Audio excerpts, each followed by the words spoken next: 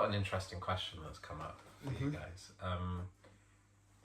And you can tell me if you want to answer it or not. But say I'm fucking angry all the time. Like I'm suffering with so much anger. Like, say you had horrible parents and you're still caught in your mind, like being so angry at them, and you just like you go to bed every night and you feel so frustrated.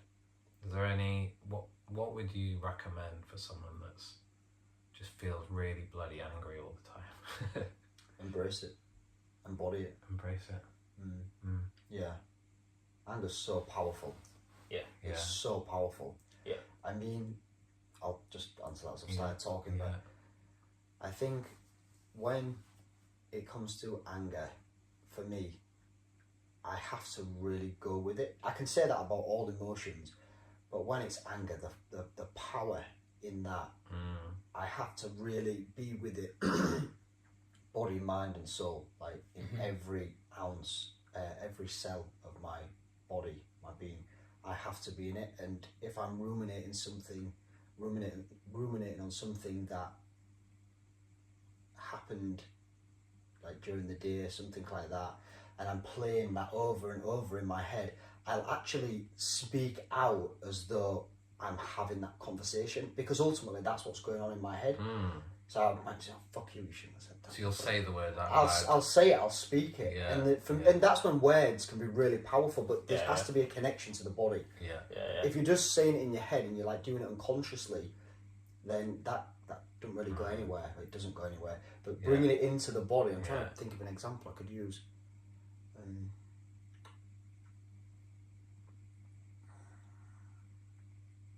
So I could just say, like, I'm angry. I'm fucking angry. You piss me off. You piss me off. You fucking piss me off. And when I do it, the more I bring it up, the more the body will get involved. I'm angry. I'm angry. You piss me off. And I bring it in. I'll bring it into like a movement. So I'll invite the body to speak by speaking what's going on in the mind. And as I was saying, there's often a connection down in the belly or the body. But there's always a connection down in the body that is rooted in. And a way to get to that is by consciously speaking what is happening out loud, or in your head can work, and then kind of dropping it in there, like, I'm angry, and then you drop it, and then the feeling's often there, and it just allows the anger to come up a little bit more. So it helps you to access the somatic, the emotion within your body. And what we're doing is we're going directly to the feeling of anger. But for me personally, anger can be so intense, I can be so pissed off that I lose my ground, I lose my sense of consciousness, awareness of the experience. So bringing the mind into the feeling is a way to allow that to move through. Do you think that takes some amount of groundwork in terms of body awareness to do that, or do you think anyone? I do. I do. I don't think it's for everyone. I think you need to have a certain awareness of the body, for sure. What kind of stuff have you done to help you build that body connection to your body? I mean, I could talk about many different things, but ultimately just feeling the body. Just do it. Just feel the body every day for pretty much any time I remember to. I'll feel my body. I'll turn my phone off, I'll put 10 minutes aside, I'll feel my body, I'll wake up in the morning, I'll do a couple of hours of just feeling my body.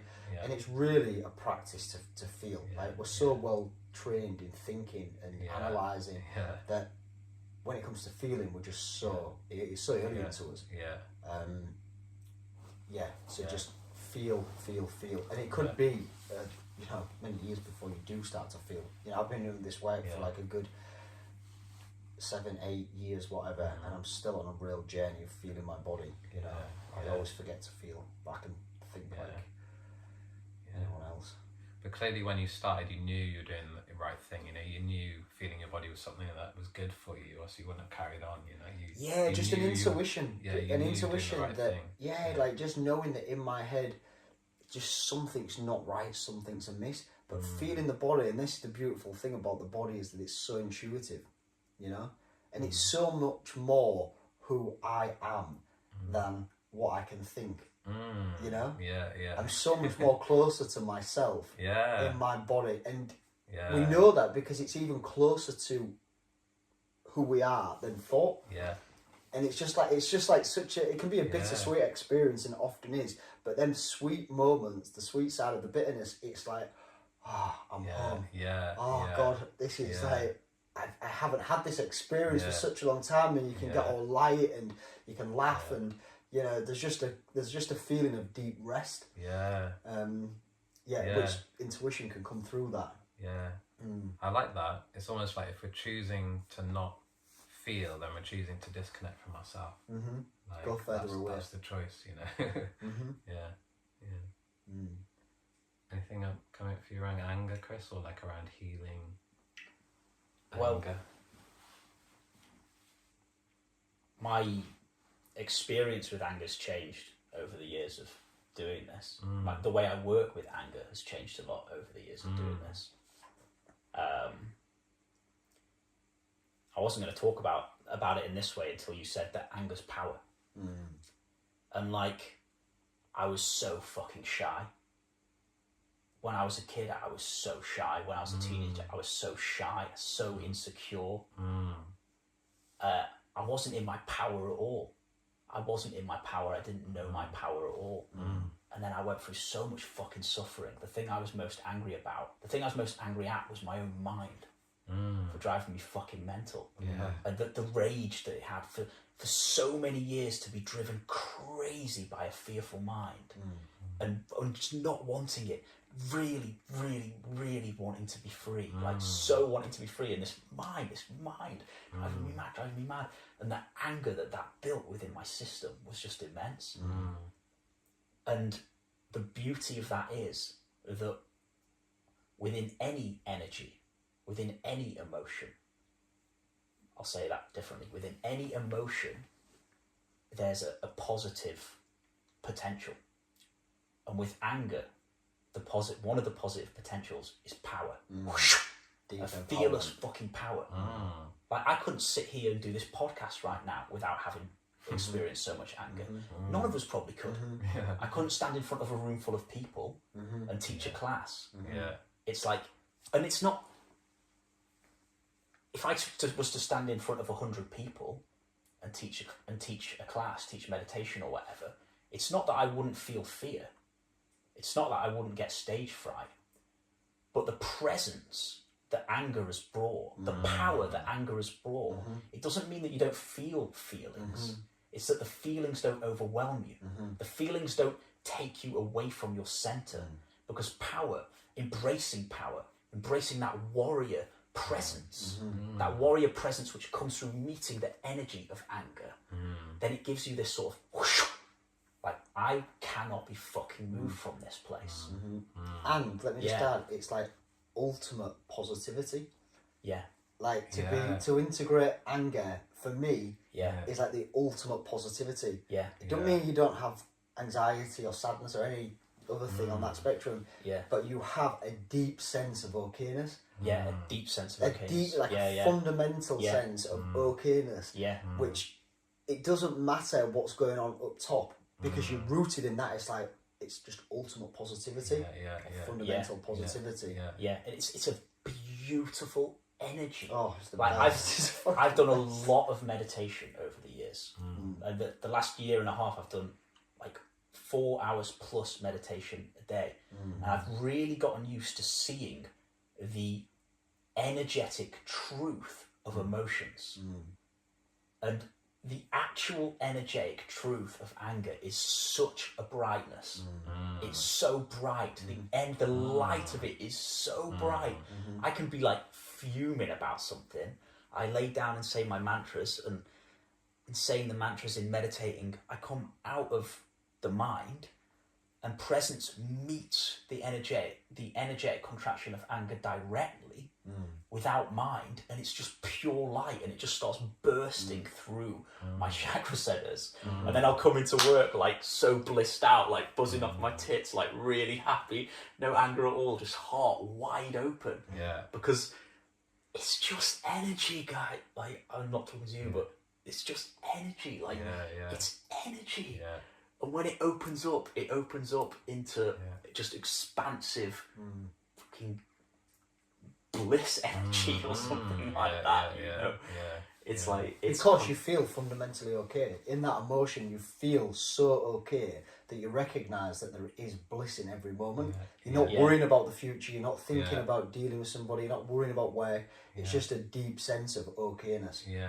In the energy of anger. However, the question what you asked, which is a brilliant question, how to work with anger, because it is one of the most misunderstood emotions in the entire spectrum of emotionality. Anger is so misunderstood and so misinterpreted as something as bad, it's demonized, it's wrong. Let's all be peaceful and chill and whatever. Of course we want that naturally, and yet you will never get that without integrating the energy of anger, without getting in touch with your inner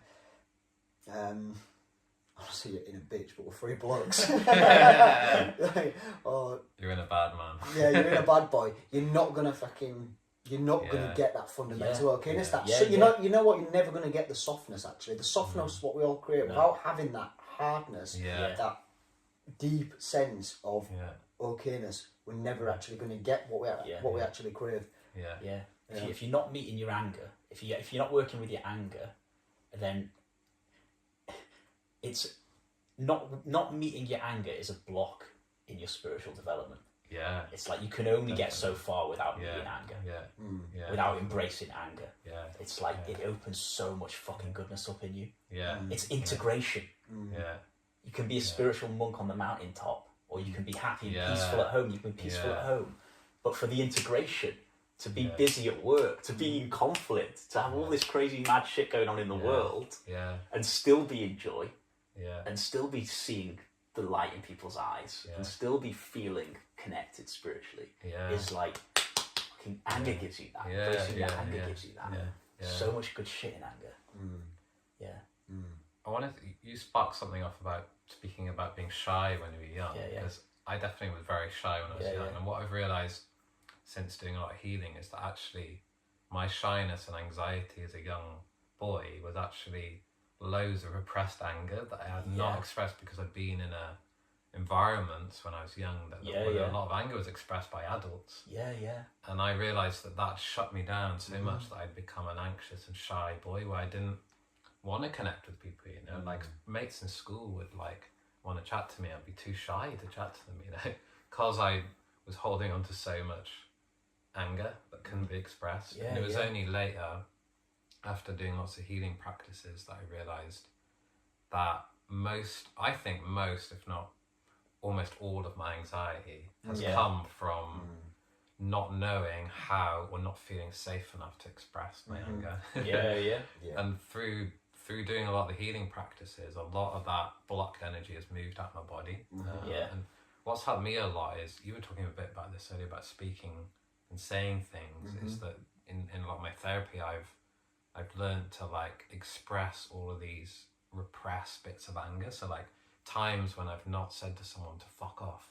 And I've said it in therapy, I'd be like, fuck you, you fuck, and lay out all these words. And sometimes I hit a specific word and a saying that felt so repressed that something explodes out my body, and I often end up in extreme laughter for about 5 to 10 minutes of just it's for some reason it's so hilarious for me when I land on a piece of repressed anger. It comes out in an explosion, and after I'm just laughing my head off, and after I feel amazing, and after there's not much thinking, and there's so much light in my heart. I've had moments of just closing my eyes and everything's white, and I feel like I'm in heaven, having released that repressed anger. Well, when you were repressed as a little boy, we say repressed anger, but it was your repressed power, and it was your light repressed. For sure. And the way I've experienced you is you're getting brighter and brighter and brighter. In that expression of that anger, in speaking, in letting it not worse, not bad. There's a bright, more and more brightness. And actually, you accept my brightness because you're opening to your brightness. I know that you accept my brightness. And so that allows me to be more in my brightness, hanging out with you because you're more in your brightness. For sure. It's for sure. And you have to work with it because, like you said, if you're meditating and someone's pissed you off, the anger energy during that is so strong in your thinking mind that I don't think you can think your way out. I think you have to do the somatic work to move it, or else you're going to be stuck on the path. You get to a point. Sorry for interrupting. You get to a point where you become so sensitive to blockages inside the chakra system that it's like you can be meditating, and if you haven't expressed that anger, where it was a tiny bit of anger that you wouldn't have expressed in the past, you'd be okay with it. You just brush it off or whatever. Now for me, the tiniest bit of unexpressed anger causes me fucking hell in my meditation. It just won't leave me alone. I'm like, oh. And so life, this is what I wanted to talk about. It's like, for me, it's not just expressing in therapy, although that's fucking good to express in therapy and to let it move through and to let it through in meditation. For me, what I'm having to learn to do is express it to people. Whereas in the past, I was so afraid of expressing anger because I didn't want to upset people. I was so afraid of upsetting people. And it's slowly like taking that risk to not be so nice. To fucking, if you're pissed off or you want something or you need something or you have to set a boundary, to just take the risk to shakily, even if you're shaky, to go and fucking take the risk and speak up for yourself when you didn't speak up for yourself before. And for me, that just one simple little act of speaking up for myself, where in the past I wouldn't, is worth. It's worth like 100 hours of meditation or 1,000 hours of meditation. And it can heal all those past experiences where it was held in, can't it? It's almost like a domino effect, all the past things. Like they say, no more Mr. Nice Guy. It's that book. No more Mr. Nice Guy. There's so much in that. And that's another conversation that could go on around men being nice and how there's a lot of repressed anger within that niceness. Something that's maybe a whole podcast within itself. But I'm working with this, like working with you, Alex. Like we're running a cafe, busy cafe, new business, and like at first expressing anger with you was quite hard. I found it hard to do, and it's still not like towards you, you know, towards you. I was afraid of upsetting you or hurting you, and obviously there's a bit of delicacy that needs to be had and consideration for other people's conditioning. But I'm certainly gaining a lot from being able to just directly express anger, and for you to not take it personally and be like, you might give it back to me, you know? Like, hey, fuck you, clean up that spill on the floor. Whatever, fuck. And it's like, you know, I'm learning even through this, working here, and we're just freely expressing anger with each other, because we have to do it, you know? But that's human life. It's a really good point, actually. I seen a quote before, and it was like, it was two circles, and at the top of one circle, it said what people think healing looks like. And in the centre of this one circle, it said meditating peacefully. And then there was another circle underneath it, and it said what healing actually looks like.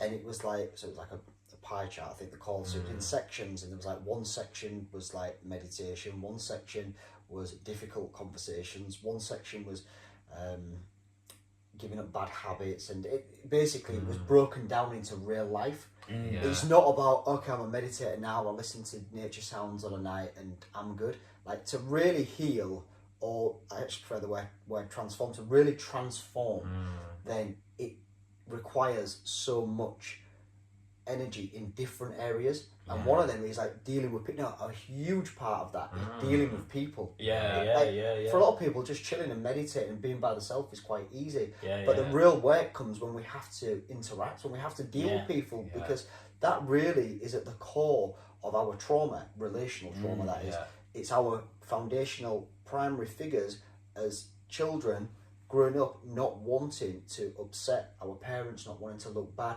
wanting to just get everything right, to be perfect, to be strong, you know, to show our parents how good we are. And then, of course, we think that we become adults, but we don't. We just stay children. We just stay children all of our lives, and we get to sort of 20s, 25, whatever, and we're expected to be an adult, but we're still relating to the world in the way that we relate to our parents.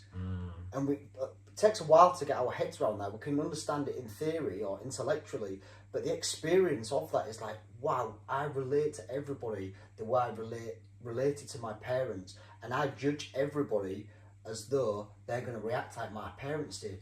And even deeper than that, we have a fear, a primary fear that if these people do not like me, like you expressing anger to me, then I won't be okay. I won't be loved. I won't be accepted, and I'll be kicked out of the tribe, or I'll be disowned. And then that stares this like deeper fear of death. So it's a real challenge being in the world, and yet it also holds a deeper form of transformation, because we're going right the way back to our very first experiences and bringing it into the present moment. We're recognizing it in the present moment, so we can change. I do believe we can truly heal deeply, but it's so challenging. It's really hard going, because we're dealing with that primary fear of, if I don't be as you want me to be, if I don't get this right, then you're going to withdraw your love. And that means death. So why would you not do everything you can to make that other person, you know, working in the world, like you, you know? And you will constantly compromise who you are.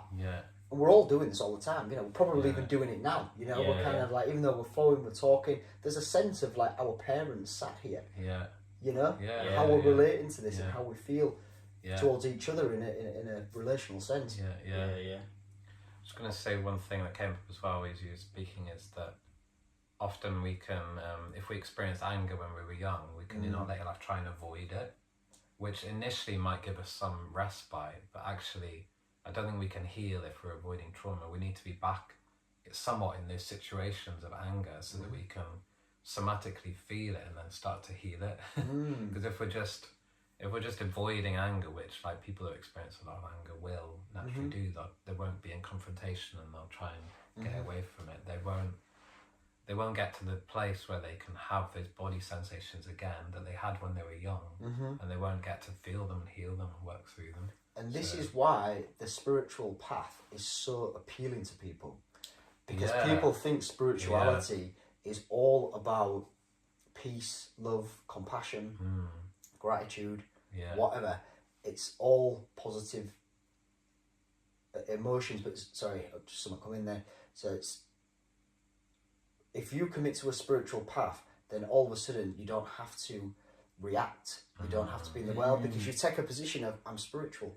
I'm spiritual, you know? And there's so, I mean, God, spiritual people are some of the most anger repressing, the most anger repressed people you can ever meet. And they'll just try to sugarcoat stuff and make it all fluffy, and then if it gets a bit too, you know, confrontational, it's like, oh, bless them, you know, they don't really, you know, they're not in the heart. They're a bit fluffy, you know, whatever. So it suits a lot of people, and it's such a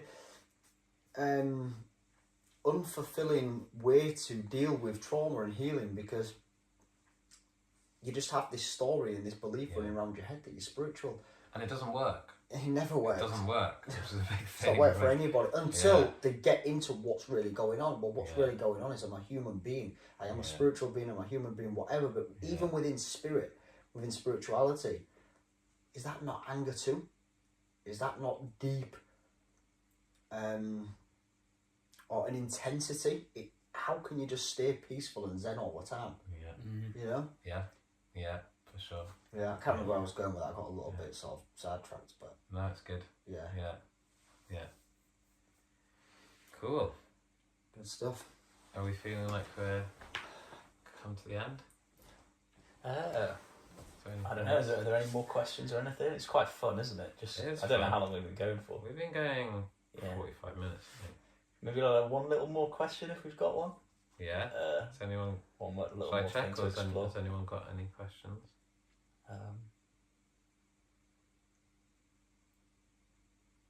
I could just talk about anger all night. Yeah.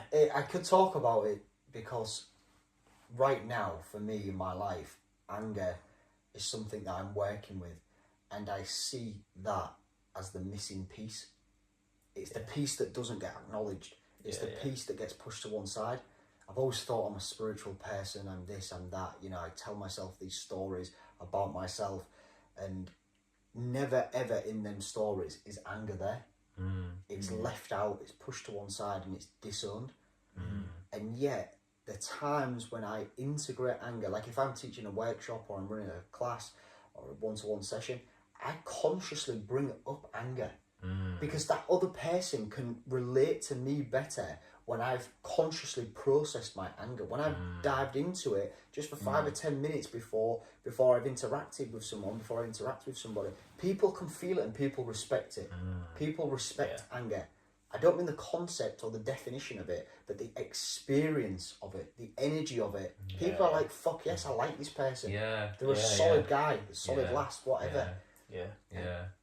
Maybe I can give a brief experience I had in the summer where I went to an authentic relating workshop where you sit opposite someone and you speak really honestly about your experience and what's going on in your body. And I sat next to this one person, and first thing she said to me was like, "Oh, you looked really sad when I saw you yesterday." And this anger came up in me, and I was like, shit, what do I do? Like, I was annoyed that she thought I was sad or had said that to me. And because I was in an authentic relating workshop, I had the opportunity to say what I felt. And I said, like, part of my mind wanted to go into not saying anything and stay friends with her. That's what my brain was doing. It was saying, Sean, do not say anything about this and you'll still be friends with her, and just say something else. But I actively chose, no, I'm going down the other path. And I said to her, I was like, that really pissed me off when you said that you thought I was sad, because actually I was feeling pretty happy, and now you put me in my head and made me think really weird about it. And it was hard for me to say that. Like, part of me did not want to say that. And what happened was that actually it built so much more connection between us. It was authentic. It was authentic. She was so grateful that I'd said it. And then we became friends. And if I hadn't done that, I'd have held onto my repressed anger and we couldn't have been friends, because she'd have felt me being weird around her. So it's like, that was like a real turning point for me, where I was like, oh shit, like, actually, me expressing my anger does not cause disconnection, which I thought it does. It creates connection. And more love. Deep connection. Like, more love. Creates intimacy, because you're more Intimacy. there. You're more there. Yeah. Whereas if you hadn't expressed it, you're more up here. Because you've expressed it, you're there. So then the intimacy comes. And then the love can flow. Sure, And what's so dysfunctional about holding on to it and not letting it go is we kind of think like, oh, I'm going to avoid the confrontation, it's okay, I just won't speak to her again or whatever. But what happens with that experience, it goes in the memory bank and you store it there and it sits there. And then every time something like that happens, it builds up, it builds up, it builds up, it builds up, and then eventually it'll explode. And then you have this massive overreaction to like one person from all of these, we call it in TA, in the therapy I'm trained in, collecting stamps. We collect these stamps, these experiences, and then they just blow up and explode. And everyone's like, God, that was a bit of an overreaction. Like, well, you know, just say what's going on. But if you'd have had that first experience of clearing it in the moment, of being authentic, there's no backlog. That's so true. And it's hard because it's scary. Like, especially if you're not used to doing it, it's scary to do it. Like, you're going to fight or flight, and your body's like, but. You know what, I agree it's scary, and yet I find, since working with anger, my body will do the speaking for me. So I can kind of take a back seat. It's a bit of a cop-out, but in truth I'm actually with it more, because I will say to myself things like, I'm not angry with this person, even though I'm fuming with them. I'll say, I'm not angry, they're a lovely person. You fucking bitch. Whatever. But the body, I don't say that necessarily, but the energy of that comes up, and in that is the power, the love, the authenticity, the naturalness of anger. So you can't really fuck it up, because the anger just speaks for you. So evoke the anger, but like we were saying, you've got to have some somatic awareness. You can't just explode. But having that awareness, it's like, oh, you know, it can be pretty easy, but it takes skill, and that's what I'm learning. I'm really on a journey with it. I'm by no means skilled with it, but I am seeing that this journey of healing can be shared with the body. The responsibility of healing can be shared with the body, and it doesn't have to be, oh God, how they're going to receive this, you know, getting my head about it, whatever. Pass it to the body. There you go, body. What do you think about this? I didn't like it when you just said that. Please don't say that, or could you just elaborate, because I've got some chad. The body will just speak. It sounds a little bit abstract, but it's quite an experiential thing I'm talking about. But triggering the body into expressing how it feels, it will do a beautiful job, far better than the mind could do with its concepts and rationalizations and closer to the truth. So close. And people feel that. People know that that's coming out. Yeah. That's why that do you say it was a lady or woman? Yeah, she responded to that. Because all of us, to some degree or another, are looking for our authentic self. Yeah. We all want to be authentic. We all want to be intimate and connected. Yeah. So people are like, I don't give a fuck what this person's just said. I just love that about you. Yeah. I love that authenticity. Yeah. Oh, this guy, this girl has found their authentic self in this moment. Yeah. And I love that. Yeah. It's refreshing and it's rare. So it's you know, when you see it, it's good and it's nice. And you'll always remember that person that is authentic. Yeah. Yeah. They'll always stand out in your consciousness. Yeah. You know? Yeah, because they're trustworthy, actually. They're trustworthy. Because they're being honest. Yeah. Well, it's the parent that you've never had in some ways. Yeah. You know? Like, you bring the relational aspect into it. Children, like, our parents aren't always that authentic. Like, they're always kicking off with us about certain things, but really they've got a lot of stuff going on themselves, and they overreact on us and stuff like that. For sure. And, you know, as kids, we kind of feel that, so we...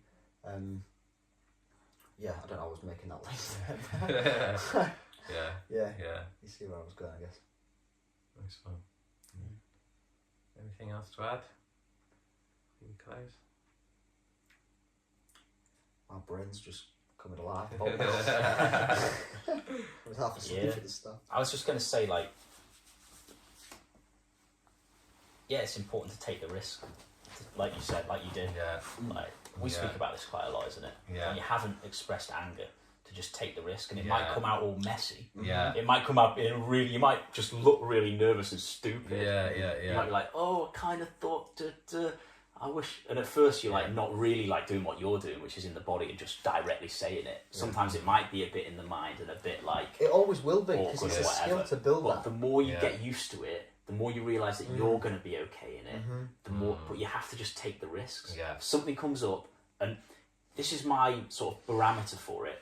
If I'm talking to someone and I start having like anger coming up or some block to us being able to connect, okay, what do I need to fucking talk to this person about? There's something there. Yeah, we had something. I won't go into what it was right now, but we had something for a few weeks, didn't we? And we both had it in our subconscious. Yeah. And it wasn't like a really big deal, but we were like, we disconnected for a few weeks. Yeah. We weren't like best mates for a few weeks. Yeah. You know, and then one day we sat down in Mamacita's, the cafe down the road, and like, all right, what is this? Yeah. And I expressed a little something, and then straight away you had something. Yeah. And you expressed anger towards me. Yeah. And then we were drinking our tea, and it cleared a little bit. And I was like, something's like still there. And then you brought something else up from a few weeks before that had brought some anger. Yeah. And so we cleared it, and then we were sound after that, weren't we? Yeah, for sure. And even closer, probably. Yeah. I know you guys are close anyway, but you go even deeper with that person. It builds intimacy. The resolving of conflict in conversation builds intimacy. It does. Yeah. It makes me think of the have you heard of that, like the phases of relationship is like forming, storming, norming, performing. Okay. Have you heard of that? I've not heard of that one. So it's forming to begin with. Oh, hi, I'm Alex, whatever. Yeah. And then forming, storming, and then there becomes a point where there's a breakdown, a rupture in the relationship, and you either have the choice to go, this person's not for me, or you be authentic.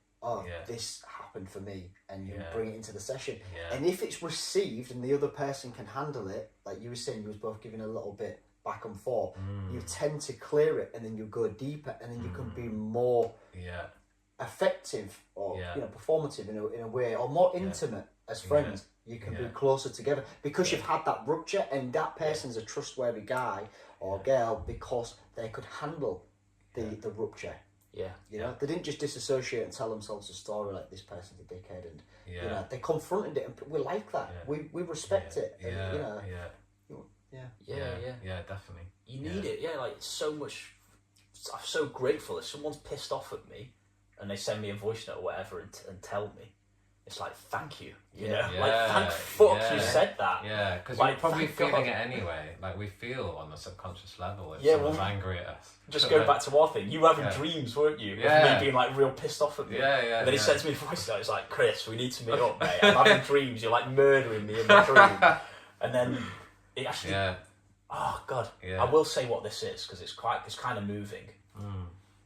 But my best mate from school died when we were 17. And then me and Sean got real close, and there's an association there between this mate that died and Sean. And because this rupture happened in the relationship, it wasn't a massive thing, was it? But there was definitely something there. Yeah. For some reason, it triggered this like fear in me of losing my best mate. And we had a conversation, like I was driving in my car, thankfully at the time, and we decided we were going to meet. And then I put the phone down, and I realised that I had this fear of losing my best mate. And when I realised that, then Matt, my mate from school when I was 17, came into my consciousness, and the grief from losing my mate at school, which I hadn't fully felt through at the time, come into my body. Yeah. And I was driving and screaming, and I was like calling out his name, and the grief, like the pain that. Because really, when I found out he died, I needed to drop to my knees and scream and wail. Wow.